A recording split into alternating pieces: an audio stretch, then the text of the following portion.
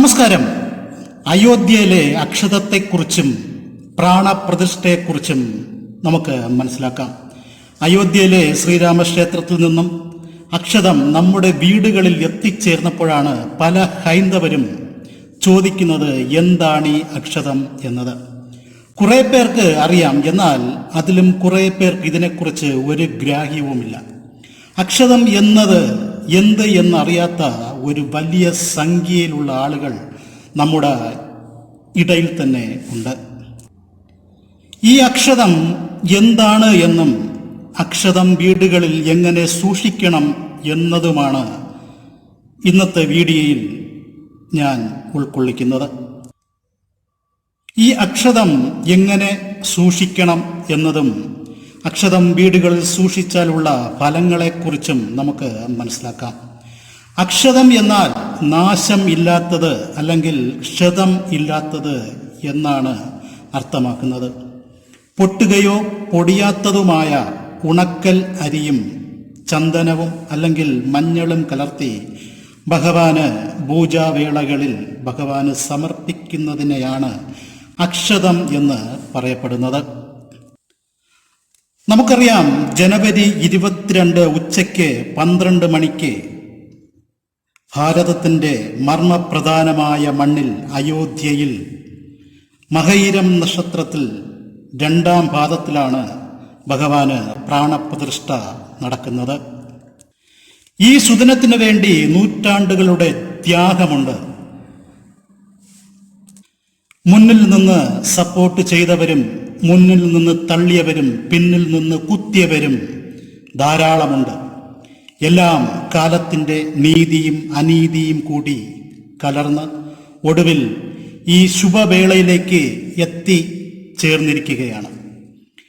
ഇത് ഓരോ ഹൈന്ദവർക്കും അഭിമാനത്തിൻ്റെ ഒരു മുഹൂർത്തമാണ്. അപ്പോൾ അക്ഷതം എന്നാൽ ഇപ്പോൾ പൂജാതി വേളകളിൽ പുഷ്പങ്ങൾ ലഭിച്ചില്ലെങ്കിൽ അക്ഷതം ഉപയോഗിച്ചും പൂജകൾ ചെയ്യാം എന്ന് ഒരു വിധിയുണ്ട്. നമ്മുടെ കേരളത്തിൽ അക്ഷതം 2 ഭാഗം നെല്ലും 1 ഭാഗം അരിയും ചേർത്ത് അക്ഷതം നിർമ്മിക്കുന്നു.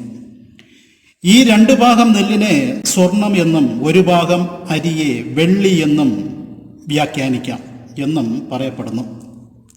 അപ്പോൾ ഈ അക്ഷതം നമ്മുടെ കയ്യിൽ കിട്ടിയാൽ നാം ദിവസവും നിലവിളക്ക് തെളിയിക്കുന്ന പൂജാമുറിയിൽ ഒരു ചെറിയ പാത്രത്തിൽ ഈ അക്ഷതം സൂക്ഷിക്കാവുന്നതാണ്.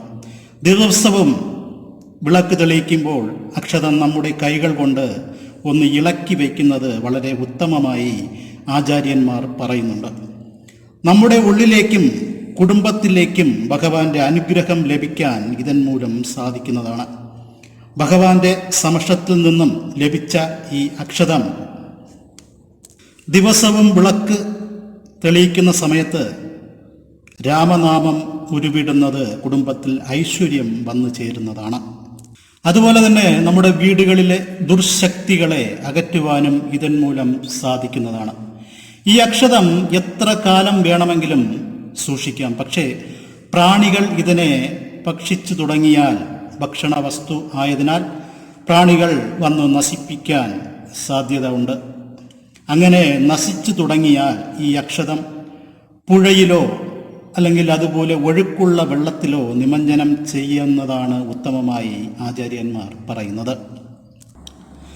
അപ്പോൾ ജനുവരി 22 അയോധ്യയിൽ ഭഗവാന് പ്രാണപ്രതിഷ്ഠ ചെയ്യുന്ന സമയത്ത് നാം ഓരോ ഹിന്ദുക്കളും നിലവിളക്ക് തെളിയിച്ച് പ്രാർത്ഥിക്കണം. ഈ അക്ഷതം നമ്മുടെ മുന്നിൽ വെച്ച് നിലവിളക്ക് തെളിയിച്ച് രാമമന്ത്രങ്ങൾ ഉരുവിടുക. വിഷ്ണു ഭഗവാന്റെ അവതാരമായ രാമദേവന്റെ മന്ത്രങ്ങൾ ഈ ജനുവരി 22 ഉച്ചയ്ക്ക് 12 മണിക്ക് മഹയിരം നക്ഷത്രം 2-ാം പാദത്തിലാണ് ഭാരതത്തിൻ്റെ മർമ്മപ്രധാനമായ മണ്ണിൽ അയോധ്യയിൽ പ്രാണപ്രതിഷ്ഠ നടക്കുന്നത്. ഈ സമയം ഓരോ ഹിന്ദുക്കളും നിലവിളക്ക് തെളിയിച്ച് ഈ അക്ഷതം നമ്മുടെ മുന്നിൽ വെച്ച് ഭഗവാന്റെ മന്ത്രങ്ങൾ ഉരുവിട്ട് പ്രാർത്ഥിക്കുക. അപ്പോൾ എല്ലാവർക്കും അക്ഷതത്തെക്കുറിച്ച് മനസ്സിലായി എന്ന് വിചാരിക്കുന്നു.